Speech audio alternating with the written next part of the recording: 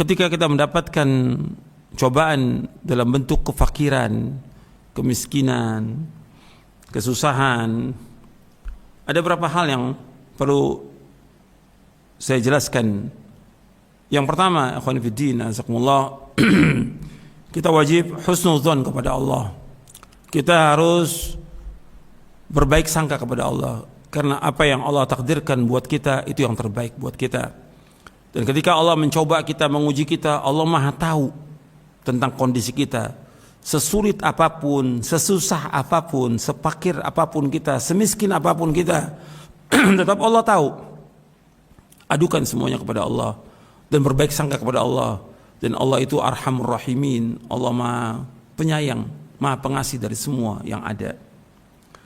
Kemudian yang kedua, yaitu kita tawakal kepada Allah SWT. Tawakal kepada Allah. Serahkan semua urusan kita kepada Allah. Dan Allah menyebutkan, gantungkan hati kita kepada Allah. Wa 'alallahi fatawakkalu in kuntum mu'minin. Kepada Allah kalian tawakal jika kalian orang-orang yang beriman. Tawakal kepada Allah. Kita wajib tawakal kepada Allah dalam kondisi sulit seperti ini.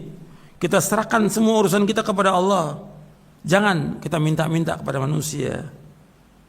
Dan kita bertakwa kepada Allah. Allah berfirman di dalam surah At-Talaq di ayat 2 dan 3, Allah berfirman, "Wa may yattaqillaha yaj'al lahu makhraja wa yarzuqhu min haitsu la yahtasib wa may yatawakkal 'ala Allah fa huwa hasbuh innallaha balighu amri qad ja'ala Allah likulli syai'in qadra."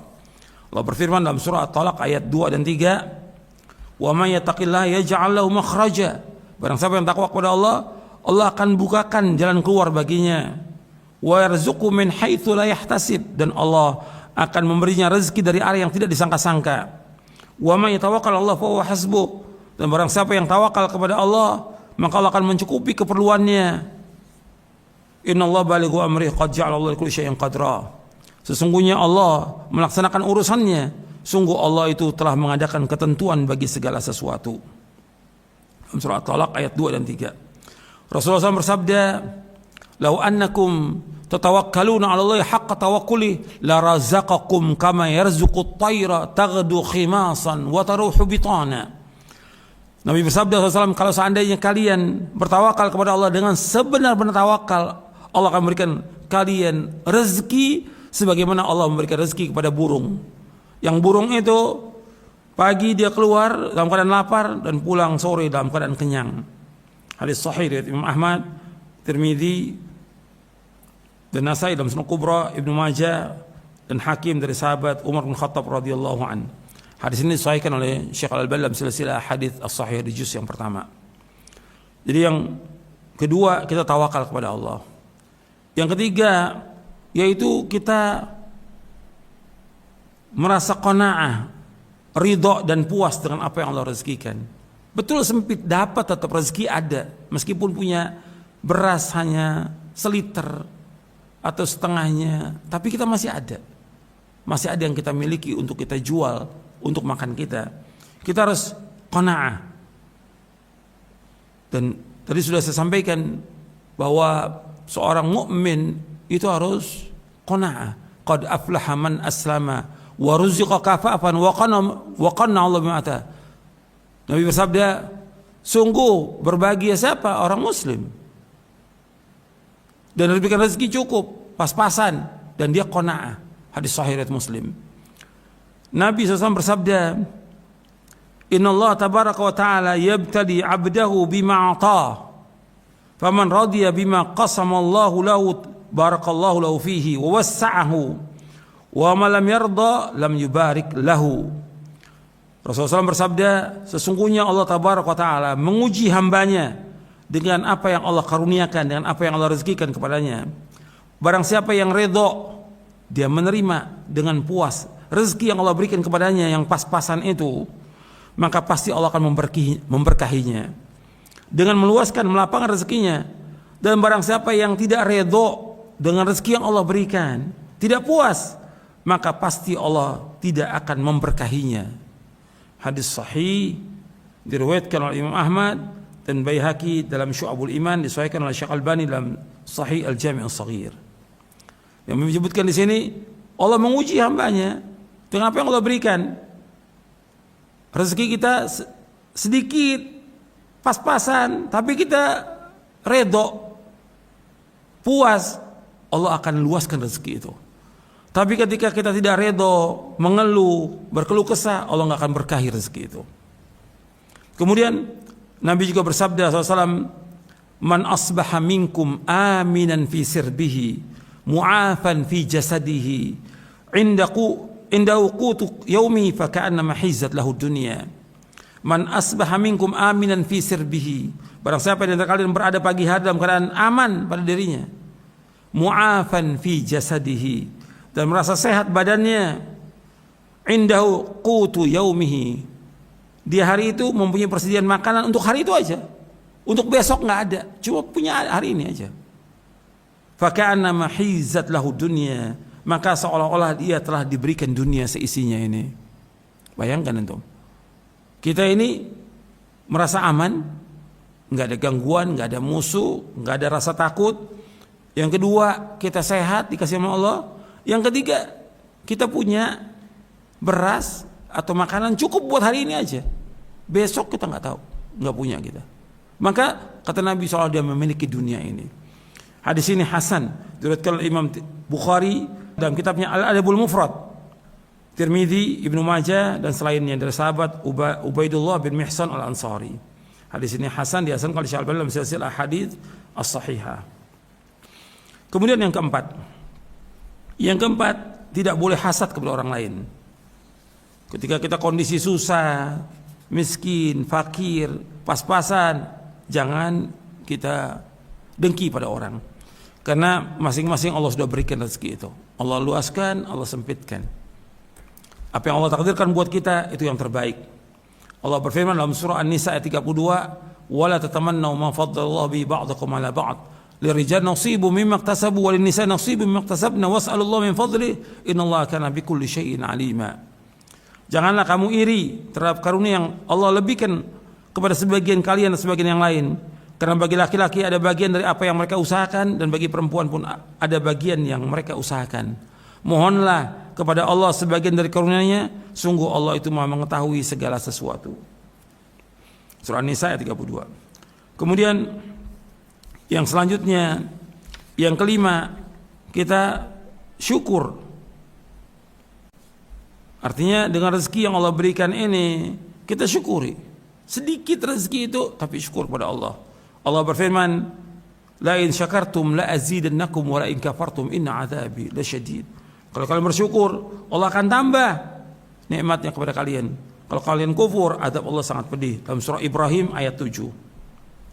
Yang keenam, dalam kondisi kita susah begini, kita banyak istighfar. Istighfar, minta ampun kepada Allah. Allah berfirman di dalam surah Nuh, Nabi Nuh berkata kepada kaumnya, "Faqultu astaghfiru rabbakum innahu kana ghaffara yursilis samaa'a 'alaikum midrara wa yumdidkum bi amwali wa banin wa yaj'al lakum jannati wa yaj'al lakum anhara." Kata Nabi Nuh alaihissalam, maka aku berkata kepada mereka, mohonlah ampun kepada Allah, minta ampun, istighfar, sungguh Allah itu Maha Pengampun. Allah akan menurunkan hujan yang lebat dari langit kepadamu, dan Allah memperbanyak harta dan anak-anakmu, dan mengadakan kebun-kebun untukmu, dan mengadakan sungai-sungai untukmu. Surah Nuh ayat 10 sampai 12. Kemudian yang ketujuh, kita sungguh-sungguh ibadah kepada Allah. Meskipun kita fakir, miskin, tetap kewajiban ibadah wajib kita laksanakan. Salat 5 waktu. Kemudian juga kita iringi dengan salat-salat rawatibnya, salat-salat sunat, salat malam, berzikir kepada Allah, tetap laksanakan, doa kepada Allah, berbakti pada orang tua, membantu orang-orang yang susah, tetap. Meskipun nggak ada harta, nggak punya apa, dengan tenaga kita. Terus kita laksanakan ibadah. Kalau terus kita beribadah kepada Allah, Allah akan cukupi kita. Nabi bersabda SAW, Allah berfirman, innama hadits qudsi, kata Allah, ya bna Adam, tafarraq li ibadati amla sadraka ginan wa asudda faqrak, wa illam taf'al wa illa taf'al mala'tu yadayka syugla wa lam asudda faqrak. Nabi bersabda SAW, Allah berfirman, wahai anak Adam, luangkan waktumu untuk beribadah kepadaku, maka aku akan isi dadamu dengan kekayaan, dan aku akan menutupi kefakiranmu. Jika engkau tidak melakukannya, maka aku akan mengisi tanganmu dengan kesibukan, dan aku tidak akan menutupi kefakiranmu. Hadis sahih diriwayatkan oleh Imam Ahmad, Tirmidzi, Ibnu Majah dan Hakim dari sahabat Abu Hurairah radhiyallahu an. Dan disahihkan oleh Syekh Al-Albani dalam silsilah hadis as-sahihah di juz yang ketiga. Di sini Allah menyuruh kita untuk luangkan waktu kita sepenuhnya untuk ibadah kepada Allah. Maka Allah akan penuhi dada kita dengan kecukupan dan akan ditutupi kefakiran kita. Kalau kita tidak lakukan itu, sibuk dengan dunia, sibuk dengan yang lain, nggak sibuk dengan ibadah kepada Allah, Allah akan penuhi kedua tangan kita dengan kesibukan. Nggak akan selesai, sibuk terus. Kemudian Allah nggak akan tutupi kefakiran kita. Ini hadis sahih. Kemudian yang kedelapan, ikhwan fillah, kita banyak berdoa kepada Allah Taala, berlindung kepada Allah dari kefakiran. Di antara doa yang Nabi ajarkan sallallahu alaihi wasallam, Allahumma inni a'udzubika minal ajzi wal kasali wal jubni wal bukhli wal haram wal qaswati wal ghaflati wal ainati wal dhillati wal maskana wa a'udzubika minal faqri wal kufri wal fusuqi wasyiqaqi wan nifaq was sum'ati war riya wa a'udzubika minas samam wal bakam wal junun wal juzam wal baras wa sayyi'il asqam. Nabi berlindung kepada Allah, Allahumma inni a'udzubika minal ajzi wal kasali wal jubni wal bukhli wal harami wal qaswati wal ghaflati wal ailati wal dhillati wal maskana wa a'udzubika minal faqri wal kufri wal fusuqi wasyiqaqi wan nifaqi was sum'ati war riya wa a'udzubika minas samam wal bakam wal junun wal juzam wal baras wa sayyil asqam. Ya Allah, sesungguhnya aku berlindung kepadamu dari kelemahan, kemalasan, sifat pengecut, sifat kikir, itu bakhil, pelit, umur pikun, kekerasan hati. Aku berlindung kepada engkau dari kekerasan hati, lalai, berat tanggungan, kehinaan dan kerendahan. Dan aku berlindung padamu ya Allah dari kefakiran, kemiskinan, kekufuran, kefasikan, perpecahan, kemunafikan, sum'ah, memperdengarkan amalan kepada orang lain, riya, berlindung kepada Allah dari riya, memperdengarkan amalan kepada orang lain. Dan aku berlindung padamu dari tuli, dari bisu, dari gila, dari penyakit lepra, penyakit belang, dan keburukan berbagai macam penyakit. Hadis ini sahih, diriwayatkan oleh Imam Hakim dalam kitabnya Al-Mustadrak, dan juga Ibnu Hibban dalam kitab Mawaridud Dhama'an, disahihkan oleh Syekh Al-Albani dalam Sahih Jami'us Shaghir, dan juga dalam kitabnya Irwaul Ghalil fi takhriji ahadits Manaris Sabil di juz yang ketiga. Kemudian juga kita berlindung kepada Allah, Allahumma inni a'udzubika minal faqri wal qillati wal dhillati wa a'udzubika min an adlima au udhlama. Allahumma inni a'udzubika minal faqri wal qillati wal dhillati wa a'udzubika min an adlima au udhlama. Ya Allah, sesungguhnya aku berlindung padamu dari kefakiran, kekurangan, kehinaan, dan aku berlindung kepadamu dari menzalimi atau dizalimi. Hadis ini sahih, diriwayatkan oleh Imam Nasa'i dan Abu Daud. Kemudian juga kita berlindung pada Allah, Allahumma inni a'udzubika min jahdil bala wa darakis syaqa wa su'il qada wa syamatatil a'da. Allahumma inni a'udzubika min jahdil bala wa darakis syaqa wa su'il qada wa syamatatil a'da. Ya Allah, sesungguhnya aku berlindung padamu dari susahnya bala, hinanya kesengsaraan, keburukan qada, dan kegembiraan para musuh. Ini doa-doa perlindungan yang kita bisa baca di waktu sholat kita, di waktu sujud.